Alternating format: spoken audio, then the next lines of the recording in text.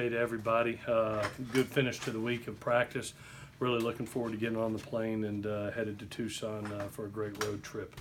Should be extremely competitive game, and look forward to another great Pac-12 battle.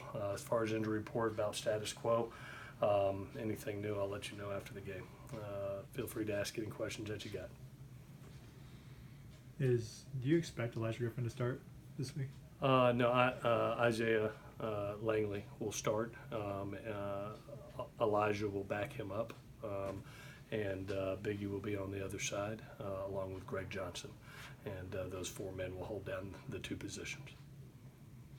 Are you more comfortable with Elijah, or do you want to work him in more? It seems like yesterday Elijah was getting like more work. Yeah, we've been splitting at that left corner position. It's been about 50% of the reps, and we will continue that. Isaiah is going to start it out, but Elijah will get in there, and I expect in an 80-play game for them to look up and get about 40 plays apiece. Seemed like Elijah Vera Tucker was getting more reps yesterday. Yeah, he's really coming on. He's doing a nice job. Obviously, with Andrew having a couple nicks and dings, we rested him a little bit early in the week, and Elijah's been coming on and has been in ball games. Have a lot of confidence in him to be in there as a redshirt freshman, doing a really nice job. I think guys like him, Jalen McKenzie, those two redshirt kids are doing a nice job, as well as Brad Nealon, all three redshirts. You mentioned earlier this week you were talking about some of the RPO stuff with JT. Has your guys' use of RPOs changed since 2016, earlier in your tenure, or is it about the same? No, it's been about the same. I think that one of the things that JT does is he really takes advantage of the advantage throws.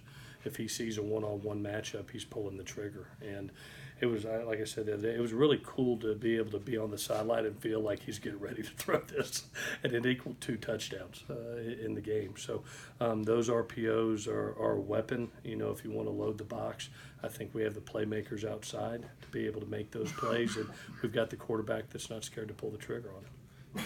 It seemed like JT kept it more this past week on the RPOs, just in terms of taking off and running. Do you expect more of that as the season goes on? Well, I think he pulled it twice. I think he got about 6 on one and about 1 on the other. It's something that we're not going to do a ton of times. He's not going to ever run the ball 20 times, but we'll have to defend him. You'll have to defend him as a defense, and we've always done. We did that with Sam too. You more optimistic? Balls you get your hand on, you might actually intercept one this week. What? That would be great. I'm cheering hard for it. Do you have a sense of this week in practice? It ended up with an interception yesterday at the end of practice and all. What's to get you over the hump there? Well, we stress it each and every week. We work the turnover circuit. Even yesterday, I thought the linebackers and D-line did a tremendous job of extra work. They've put in extra work on batted balls on the line of scrimmage. We had 2 of those that I thought were interceptions last week, as high as they went up in the air. But at some point in time, that's going to turn around. Every Thursday, I do the turnover DNA of a football team and what guys are loose with the ball, what you should be looking for and targeting the ball with. Also, quarterback play. How he escapes the pocket. What's his routine about when he gets off spot to be able to know where he's going to be.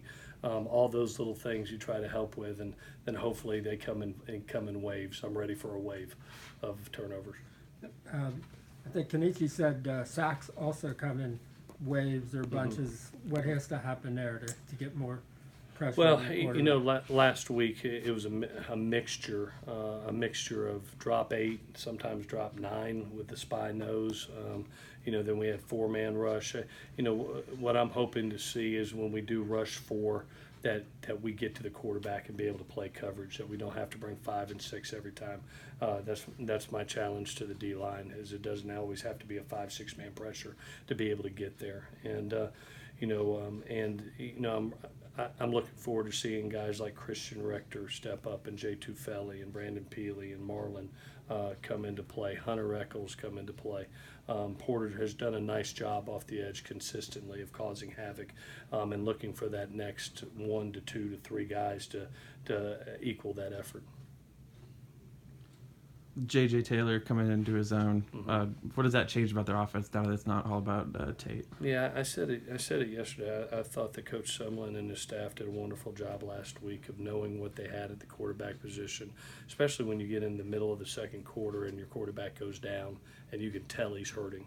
To be able to say, you know what, let's pull the read game off. Let's just go running back driven runs and throw the shots off of it and the RPOs off of it, and they put it in JJ's hand, and he did a wonderful job. I mean, 280 plus yards is a heck of a day. You know, for us, the biggest key for us, especially with any type of these gap schemes they run, the zone reads that they run, it's going to be about gap integrity and being able to get off the field. And we did that in the first half of that game last year. In the second half, the plays got up there. First downs were being made, drives were being going, and all of a sudden we got tired at the end of the game. So gap integrity and getting off the field on third down is going to be critical in this game because they go fast, they play with great tempo, and they can run up a lot of plays on you. Let's go one more. You been able to watch? Is watching last year's film any good for this game? Yeah, it is. It has some similar philosophy to it, and personnel-wise, it really helps. And you remember, defensively, it's the same guy. You know, they kept staff defensively, so you're able to see certain schemes. I think that it'll help you more on the offensive side of the ball. You know, their offense, there are certain schemes from the zone read game that is similar. You know, the passing game's a little bit different. You know, obviously with new coordinator. With Coach Mazzoni, but the run game is very similar, and still it's about defending Khalil Tate and defending JJ, stopping the run first, and hopefully holding up outside on those three great wideouts. All righty, guys, thank y'all. Thanks, Have a Coach. great Thursday.